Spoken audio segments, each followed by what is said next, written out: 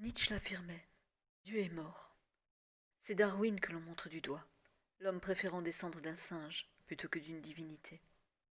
Les croix, les crucifix, les chapelets, les peintures et les images pieuses se vendent sur eBay, alors qu'à grand renfort de support technologique, sur YouTube, nous avons tous accès au développement personnel. On vous promet des purifications, des canalisations. Votre compte PayPal fera l'affaire, si vous voulez, une séance individuelle.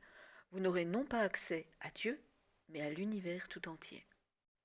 La nature a horreur du vide.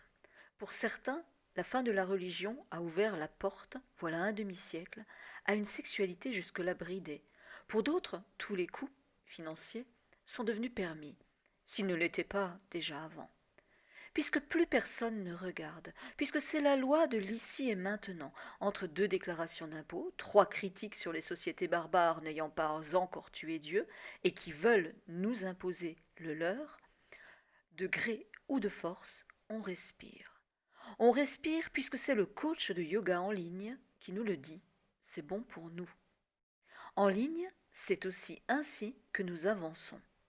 Tous les jours, nous affirmons que nous sommes d'accord pour tout accepter, surtout s'il s'agit des cookies des pages Internet. Tous les jours, nous acceptons d'être tracés, fichés, compartimentés, jugés, toisés, évalués, comparés, répertoriés et classés. On consomme des amis comme du contenu contenant l'absurdité de l'errance de nos âmes qui demandent à qui veut l'entendre. Dis-moi, que dois-je faire ? Et comme un écho, le publicitaire, le politique, l'envieux, le jaloux, le journaliste, l'influenceur répond « Ne t'inquiète pas, je vais te le dire ». On pense à nous, à notre bien-être, au bien-être des citoyens, parfois à tous, mais le plus souvent à des couches sociales qui nous infantilisent. On pense qu'on nous cache des choses. On sait qu'on nous cache des choses. Peuple immature dont la Bible est aujourd'hui constituée du droit, voté, amendé et parfois abrogé. Les nouvelles tables sont tenues par le libéralisme et l'on grave chaque jour dans le marbre les règles de nos nouveaux dieux. Place au combat des dieux, des dupes et à la lutte. D'un côté du ring, dans la catégorie poids lourd, le communisme, qui considère que peu importe votre séquence génétique, chacun vient au monde avec les mêmes droits et les mêmes devoirs que les autres. En face, dans la même catégorie, le libéralisme, qui estime que les meilleurs sont ceux qui génétiquement sont aptes à dominer le monde, et ils ont la priorité sur tout. Les universités d'État séparent le bon grain de l'ivraie. Les ressources, l'argent, le bien-être, peu importe où ils naissent, être intelligent est déjà source de revenus. Au pays du capitalisme, monsieur et madame tout le monde ne pourront accéder à leur génome pour le modifier. Génétiquement modifier les plus pauvres pourrait devenir plus intelligents et prendre la place des plus riches. C'est contre nature au pays du grand capital. Vivre plus longtemps, être plus fort, avoir une meilleure mémoire, la place qu'occupe un individu au cœur d'une société libérale est liée à sa performance. La start-up Nation France a perdu ce combat. Pas seulement du point de vue économique, du point de vue éthique et du point de vue scientifique, mais elle ne siégera pas à la table des décideurs. Eux seront les maîtres du monde de demain, les nouveaux dieux. Il ne s'agit pas de science-fiction. Le débat a déjà commencé et nous sommes juste en dehors du game, hors jeu, catégorie poids-plume. Qui doit vivre, qui doit mourir ? Alors que pensez, vous, du coronavirus ? Vous pensez virus, ARN, ADN, génétique, laboratoire en Chine. Mais jamais vous ne vous posez la question lorsque vous pensez Téléthon. Pourtant, les États-Unis financent, avec de l'argent public, les centres de recherche spécialisés dans la thérapie génique. Sur la page du Téléthon de l'île de la Réunion, le 12 novembre dernier, un reportage a été partagé avec pour commentaire « À quoi servent les fonds du Téléthon ?» Angel a 6 mois. Il est le premier bébé réunionnais à avoir bénéficié d'une thérapie génique. Il souffre d'une amyotrophie spinale, maladie rare la plus fréquente à La Réunion. L'injection d'un virus inactivé porteur du bon gène est possible depuis 2016, date de la mise sur le marché de la thérapie antisème ARN nommée Nurinnersen Spinraza. Le docteur François Carlton nous explique qu'une seule injection coûte 1,8 million d'euros. Ce serait la preuve que les dons du Téléthon peuvent faire avancer la recherche et financer des traitements. Wikipédia nous informe que le prix du médicament demandé par le laboratoire l'ayant mis sur le marché est déconnecté de toute réalité. Une naissance sur 10 000 est concernée, soit 120 à 150 nouveau-nés en France chaque année. On l'aura vite compris, le Téléthon n'a pas, dans le cas de cette injection, financé la recherche, autrement qu'en payant à prix d'or un traitement pour un de ses enfants atteints de la maladie en 2020. En 2019, un accord a été trouvé pour la prise en charge par l'assurance maladie du Spinraza. Le prix ne serait alors qu'une question de négociation, d'acheteur. Les arrêtés du ministre de la Santé française du 18 avril 2019, autorisant le remboursement du Spinraza, sont parus au journal officiel, ainsi qu'un avis fixant le prix officiel d'une dose de ce traitement à 70 000 euros. 6 doses sont nécessaires la première année, soit 420 000 euros au total, puis 4 doses à partir de la deuxième année, et les injections sont nécessaires tout au long de la vie. Nous aurions le prix le plus bas du marché en Europe d'après Biogène France. En 2018, une revue scientifique suisse titrait dans un article portant sur le sujet du Spinraza « Question sur un médicament à plus d'1 million d'euros par an ». Si le petit Angel vit jusqu'à 60 ans, il en coûtera 16,8 millions d'euros. Au Canada, une pétition en ligne circulait afin que tous les patients aient accès au traitement, pas seulement ceux ayant moins de 12 ans. Aux États-Unis, cette pratique des laboratoires fait bondir des êtres humains. Si nous avons parlé d'intelligence, nous avons omis de parler de la courbe de Gauss dans le domaine de la loi normale, bien connue des statisticiens qui se penchent sur les phénomènes des probabilités. Il est donc fort probable qu'en améliorant le génome des enfants à naître demain, d'autres petits Angels ne verront jamais le jour. Le drame sera contenu au moment du choix de l'embryon. Voilà la solution la moins onéreuse. Qui voudrait d'un enfant gai, sans descendance directe, d'un enfant handicapé physiquement, avec lequel on ne pourrait pas jouer au ballon, d'un enfant avec qui il serait difficile d'entrer en contact et qui présentera les symptômes de l'autisme, d'un enfant nécessitant un traitement coûteux, plusieurs millions d'euros par an? Demain, c'est Mozart que l'on assassine, Da Vinci et Stephen Hawking. Pourtant, au bout de cette courbe de Gauss, c'est aussi le libéralisme que l'on assassine. Dans ce monde où tout le monde sera au top, l'intelligence sera de tous les menus. Qui voudrait d'un enfant plus idiot que l'enfant du voisin? L'intelligence induit, au-delà d'un certain niveau, un désintérêt pour l'argent. Prenons pour exemple les découvreurs canadiens de l'insuline. Ils ont vendu le brevet pour $1 symbolique à l'université de Toronto. Le but, rendre le médicament accessible à tous. Aujourd'hui, 3 groupes pharmaceutiques contrôlent pourtant 99% du marché de l'insuline. Les Américains MSD et Eli Lilly, le Danois Novo Nordisk et le Français Sanofi. Le 26 février 2019, 3 des PDG ont été appelés à s'expliquer devant la commission des finances du Sénat à Washington. D'après Taylor Amin, cofondateur et coprésident d'IMAC.org, Sanofi ne dit pas toute la vérité. Aujourd'hui, aux États-Unis, le prix de l'insuline, qui est moins réglementé qu'en France, tue. De 1200 à 1300 $ de médicaments tous les 90 jours, et voilà que des jeunes qui quittent la couverture médicale de leurs parents meurent faute de pouvoir accéder au traitement. Le problème, ce n'est pas l'intelligence des inventeurs, ni leur générosité. C'est que dans cette courbe de Gauss, seuls 2% de la population est concernée par le haut potentiel qui met à l'abri du besoin et rend la notion de l'argent et du profit obsolète. En dessous d'un certain quotient intellectuel, l'argent est primordial pour survivre. Alors les 17 millions d'Américains qui dépendent du traitement pour vivre n'ont eu de cesse de voir le prix de leur traitement augmenter. Sanofi gagnerait 8 milliards de dollars annuellement grâce à ses ventes d'insuline.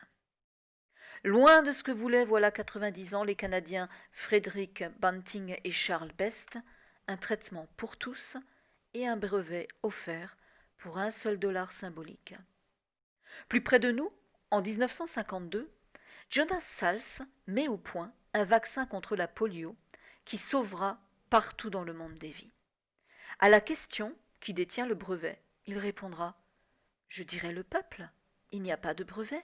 Pourrait-on breveter le soleil ?» Pour Jonas, la santé pour tous passait avant le profit. Demain viendra l'enfant idéal. En Ukraine, en janvier 2017, un bébé ayant 3 parents a vu le jour. Le premier était né au Mexique. En 2019, c'est la Grèce qui annonce la naissance d'un petit garçon issu de 3 parents. L'ovocyte était composé de l'ADN nucléaire de la mère et de l'ADN mitochondrial de la donneuse. Lorsqu'il est mis en relation avec le sperme du père, l'embryon est formé de 3 patrimoines génétiques distincts.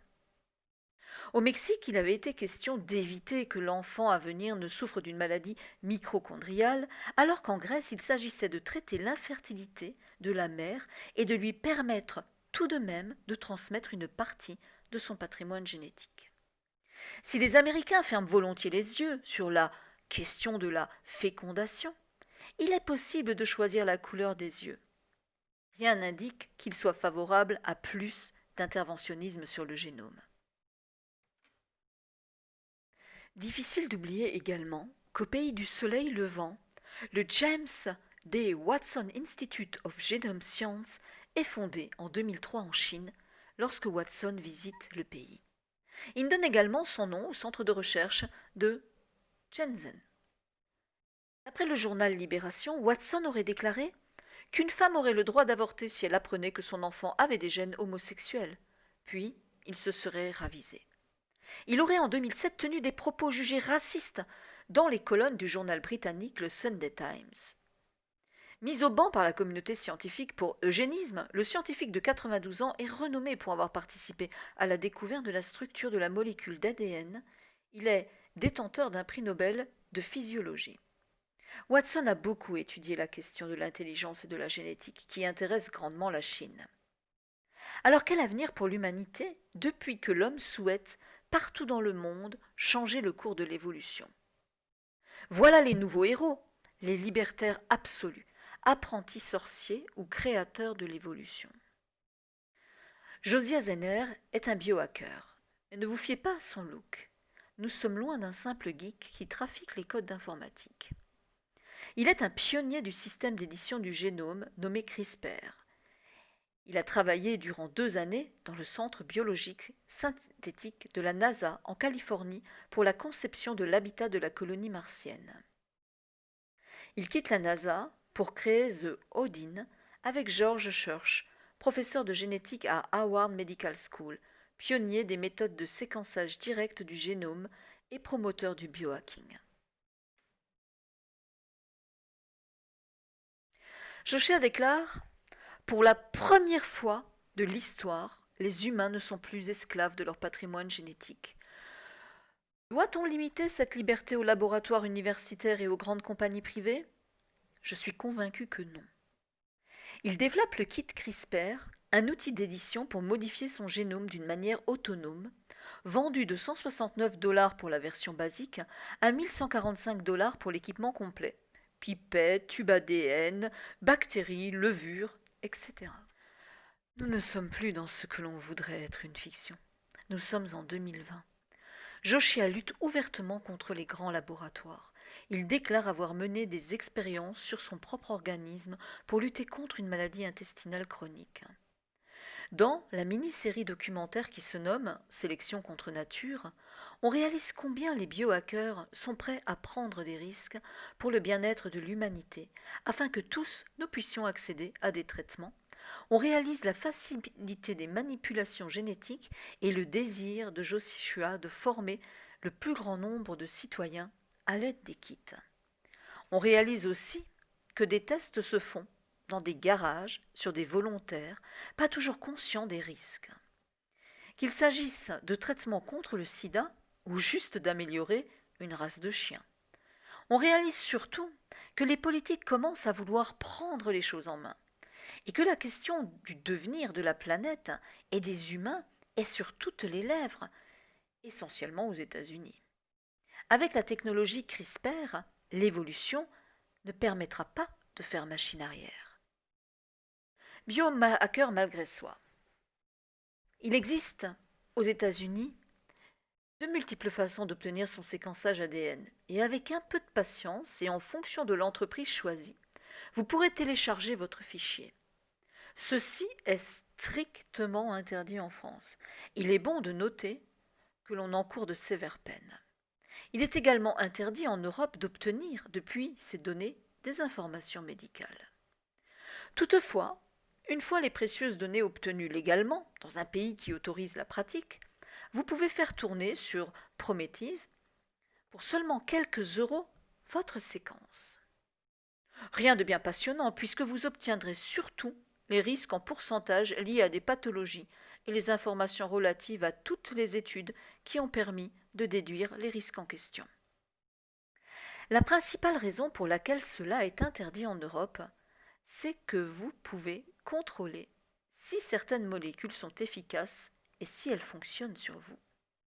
Beaucoup de laboratoires savent que leurs molécules ne produisent pas l'effet thérapeutique escompté sur certains patients.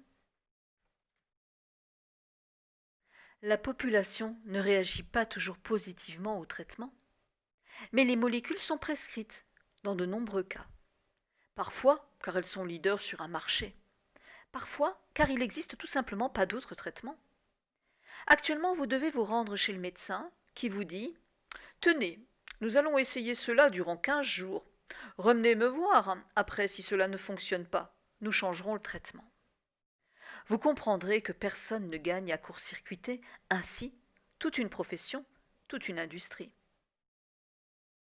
J'avais une prédisposition génétique, même si nous n'étions pas dans le même registre, je savais immédiatement de quoi il s'agissait grâce à Promethease. En regardant les méthodes pour pallier à cette disposition, j'ai découvert que celle qui existait consistait à prendre un supplément, hélas inefficace dans mon cas, puisque l'assimilation était impossible. Ayant bien plus de temps que le médecin généraliste, j'ai effectué des recherches pour passer la barrière de l'ARN. J'ai fini par trouver. Sans le savoir, j'étais devenue une biohackeuse. En réalité, je n'avais fait qu'utiliser les outils modernes mis à ma disposition pour répondre à mon problème de santé. Je venais de me rendre un sacré service. Ne suis-je pas née libre ? Les politiques veulent débattre sur mon droit de mourir dignement, en me refusant celui de vivre dignement. Quel monde voulons-nous pour nos enfants ? Avec la Covid, nous l'avons vu, les laboratoires, le bien peut surgir et le mal s'en extirper, mais le profit avant tout. Arme de guerre ou sauvegarde de l'humanité ?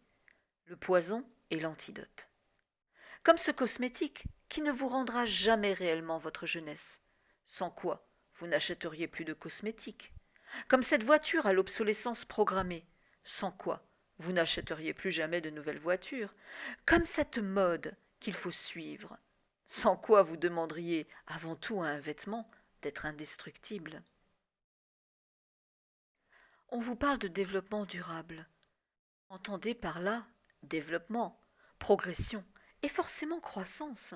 Une croissance durable, le rêve de tout manager devant son business plan.